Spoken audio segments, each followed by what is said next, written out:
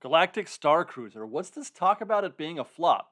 We've got updates on the panels for D23. Disneyland Paris has got a drone show. Are we going to see that at Disneyland? And good news for international visitors. We're going to talk about all that next on Fresh Baked.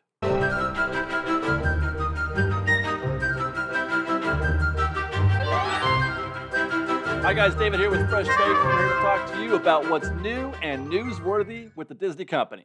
And today I'd like to talk to you about a news headline that got trending on socials the other day, and it kind of triggered me a little bit. Fatherly, a news site that I have to admit I was not aware of before this story came out. They put out an article with a headline asking, "Why did the Star Wars hotel flop?" My first reaction was what? When did the Star Wars hotel become a flop? That would have been news to me, and I pay attention to Disney news. So with that, I asked myself this question before I got into the article. What kind of evidence would they have to support this idea that the Star Wars hotel, the Galactic Starcruiser, is a flop? Turns out none at all. The whole story was based on another site's article, Disneyland News Today, that revealed that Disney would be hosting paid focus groups for input on the Star Wars themed hotel experience. People who had been to the Star Wars hotel and they wanted their input. Not your usual, survey that they send out to guests who've been to the parks, but a 90-minute Zoom call, one for which they would be paid $175 for their time. And that was it. That was the entirety of the Disneyland News Today article. I guess what Fatherly was doing was, inferring that Disney was probing these guests to find out why they didn't like. I guess they're assuming that people didn't like it. But the reality is that nobody can really say whether or not the Galactic Starcruiser is a failure. We can say if it's good show or bad show, and I think that all of the available reviews, the videos, and the articles, and everything that's been said about it, I think we can pretty well say it's good show. But other than that, the only other thing that we have to go on is whether or not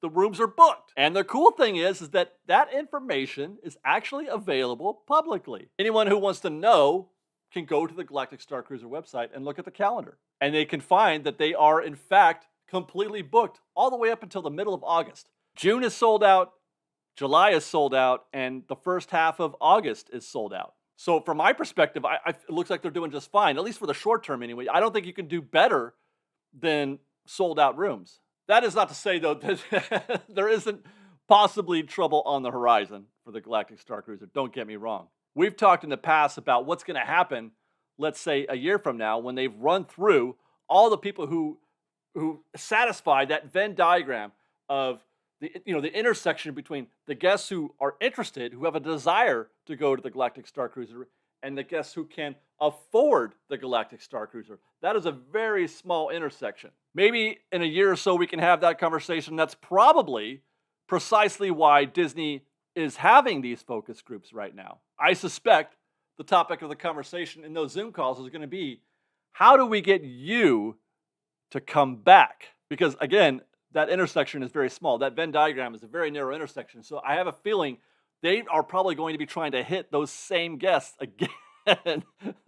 The same guests who bought it before, they're going to try to hit them again. On that topic, and this is something that people have talked about also in the past when we're talking about reviews of the Galactic Starcruiser, don't expect any influencers to be included on those panels or the focus groups. My assumption would be that they're only going to be asking the people who actually went just for the show of it, as opposed to in order to report on it. I assume that mostly because I don't think that your average influencer, again, fits into that intersection and that Venn diagram. Well, most anyway. I don't meet that criteria. I mean, I really do want to go someday. It looks really cool, and I really do want to go someday, but I have got too much respect for $5,000 for me to go to the Galactic Starcruiser anytime soon, I'm afraid to say. And with that, let's talk about D23. We've been updated by D23 with all the titles, the major panels that are going to be happening during that weekend coming up in September. The event begins on Friday, September 9th with the Disney Legends panel. This year, the Disney Legends ceremony kicks things off. It will be hosted by Bob Chapek himself. And then that's going to be followed by the Disney Live Action, Pixar Animation Studios, and Walt Disney Animation Studios panel. On Saturday, the first panel at the D23 Hall will be for Marvel and Lucasfilm, with the second panel that day set for Disney-branded television, and that's going to feature sneak previews of original content for Disney Plus, Disney Channel. Why do I feel like the Disney Channel is not a real thing anymore? Because that seems like cable. Does cable still exist?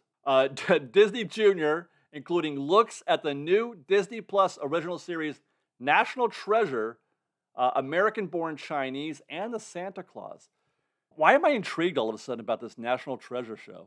Anyway, then Sunday the 11th, the one most of us who are watching this show are looking forward to seeing, the Disney Parks Experiences and Products panel. This is the panel where any big news regarding theme parks will be announced. As for Disneyland, I'm not expecting very much. We got let down in the last one, and I have a feeling we're going to get let down again here. Last time was almost all about Walt Disney World because they were getting ready for their 50th.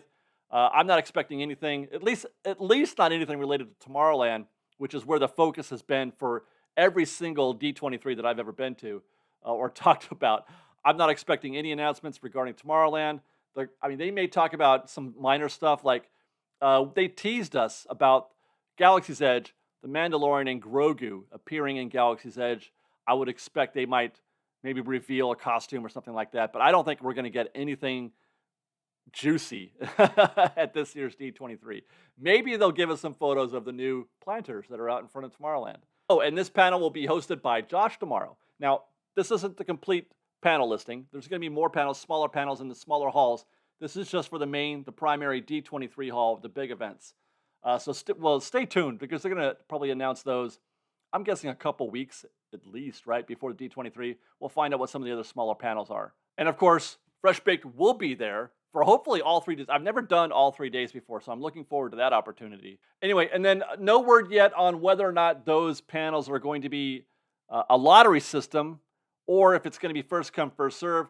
I've seen it done both ways, where you had to register and be amongst the first to get one of the big panels. That's a crapshoot. But it's waiting in the main hall for one of those panels is also no bargain either. I remember spending for the parks panel. I remember sitting in that floor for a good 2 hours, 2 or 3 hours. I remember that was not enjoyable. So anyway. We'll find out. As soon as we hear anything about what their plans are for the big events, we'll let you know. Otherwise, hope to see you there. This is going to be a great opportunity to meet a lot of you guys, I think, because we're going to be sticking out like a sore thumb at D23. We always do. So next, let's go to Disneyland Paris, where they're celebrating their 30th anniversary, and they're doing it with something new to Disney parks, as far as I know at least, a drone show. This is Disney Delight, this video courtesy of DLP Dream Plus.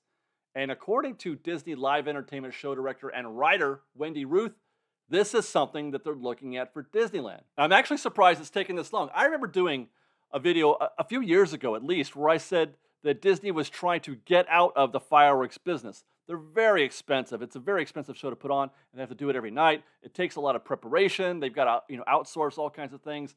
Plus, you've got the elements involved. Weather becomes an issue. Winds at high elevation, that kind of thing. And that lets down a lot of people who are just sitting. That happened to us last weekend. We saw people standing around for hours waiting for the show. No fireworks. Everybody's unhappy. So I believe that that's why they have been leaning so much on projections lately. And I believe that's why they're going to start working on a drone show. But if this is as far as they are today, I think it's going to be a few years at least before we see a real drone show. I mean, one on the level that could compete or even maybe replace a proper fireworks show. I mean, it's really cool. It's very impressive that they can do this kind of thing, to be honest. I would not have been able to imagine this. But I also am getting kind of with this show that is, sort of an 80s 3D vibe, or even more accurate, a 90s computer graphics animation vibe. It's a new toy, and it's very primitive right now. But unlike 80s 3D, and probably more like 90s computer graphics, I think this will get better. More sophisticated, cleaner, and bigger. Okay, finally, we're going to end with some good news for you visitors coming in from overseas. It sounds like one of the last remaining hurdles for international travelers is about to be lifted. The CDC is soon set to remove the restriction that international guests have to test negative for COVID before they enter the United States. Now, for some, the lack of crowds, and that's if you subscribe to the idea that the parks are not as crowded as they used to be, I am one of them. Some have said that the reason for that, or one of the reasons for that, is the difficulties that people are having traveling from out of the country. Certainly now that wouldn't be a problem, at least for the short term. But in actuality, I'm not even sure if that's really a contributable factor to the crowd situation today. Definitely, Florida would have suffered from the same problem, more so even. There's far more international visitors going to Walt Disney World than they are to Disneyland. But the Florida parks are packed anyway. But either way, it's good for international guests, and we welcome you to the original Magic Kingdom just as soon as you can get here. In the meantime, follow us on Instagram at _FreshBaked, on Twitter at FreshBakedDisney, that's fresh with no E, and on TikTok at FreshBakedDisney. And if you like our show and want to show your support, please do consider joining our Patreon campaign at patreon.com/freshbaked. Otherwise, thanks again for watching, everybody. We love you. Be safe out there. Be kind to one another. And fresh baked.